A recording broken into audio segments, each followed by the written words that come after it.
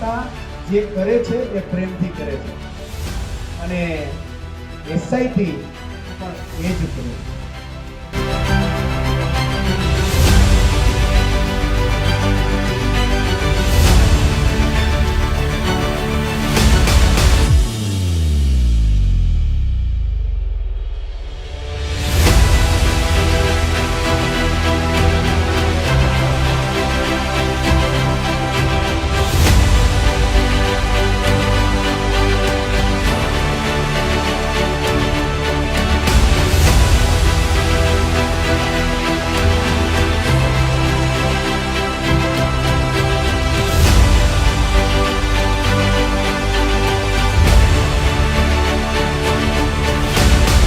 છે.